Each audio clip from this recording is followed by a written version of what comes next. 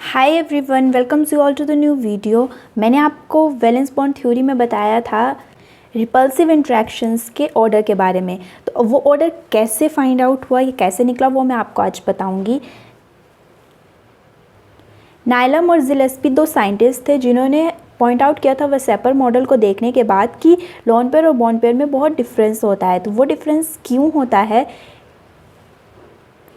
जो हमारे पास bond pair होता है, बॉन्डेड इलेक्ट्रॉन पेयर, आपको पता है बॉन्ड दो एटम्स के बीच में बनता है। तो जो हमारा बॉन्ड पेयर होता है वो दो न्यूक्लियाई के इन्फ्लुएंस में प्रेजेंट होता है, लेकिन जो हमारा लोन पेयर होता है वो फ्री होता है, तो वो एक ही न्यूक्लियाई के इन्फ्लुएंस में होगा, जो कि सेंट्रल एटम बेसिकली होता है, जिसकी वजह से जो लोन पेयर का इलेक्ट्रॉन क्लाउड है वो स्प्रेड आउट हो जाता है और मोर स्पेस जो है वो ऑक्यूपाई कर लेता है। जैसे यहाँ पर एग्जांपल NH3 का स्ट्रक्चर कुछ ऐसा होता है। N यहाँ पर 3 H बॉन्ड पेयर्स प्रेजेंट होते हैं और एक यहाँ पर हमारे पास लोन पेयर प्रेजेंट होता है।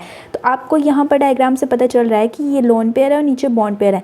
लोन पेयर आपको दिख रहा है कि फ्लैटर है और मोर स्पेस ऑक्यूपाई कर रहा है सेंट्रल एटम के अराउंड में, और ये जो है वो ज़्यादा इंटरेक्ट कर सकता है और ज़्यादा रिपेल भी कर सकता है इलेक्ट्रॉन पेयर्स को, नेबरिंग ऑर्बिटल के इलेक्ट्रॉन पेयर्स को बॉन्ड पेयर से ज़्यादा, क्योंकि ये ज़्यादा फ्लैटर है और ज़्यादा स्पेस जो है वो सेंट्रल एटम के अराउंड इसने घेरा हुआ है। तो ये जो हमारा नेबर इलेक्ट्रॉन पेयर जब इसके पास आना चाहेगा तो ये सेम टाइम पे ये इंटरेक्ट भी ज़्यादा आसानी से कर सकेगा जो नेबरिंग एटम है उसके साथ, और नेबरिंग एटम को ज़्यादा आसानी से और ज़्यादा जल्दी जो है वो उसको रिपेल भी करेगा as compare to bond pair, क्योंकि बॉन्ड पेयर जो है वो ज़्यादा फ्लैटर नहीं प्रेजेंट है, वो सेंट्रल एटम के अराउंड कंसाइज पोजीशन में ही प्रेजेंट है।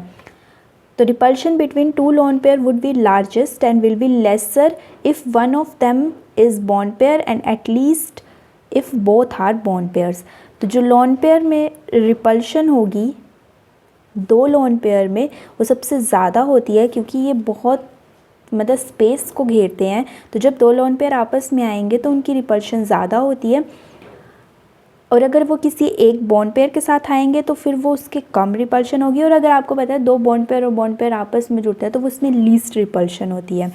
तो इसी के थ्रू हम बता सकते हैं कि ये वाला जो हमारा रिपल्सिव फोर्स, ये जो हमारा रिपल्सिव इंट्रैक्शंस का ऑर्डर डिक्रीज वो कैसे आया था। So that's all about the video. I hope this information is very useful for you. मिलते हैं नेक्स्ट वीडियो में। Till then do like, share and subscribe my channel. Thanks for watching.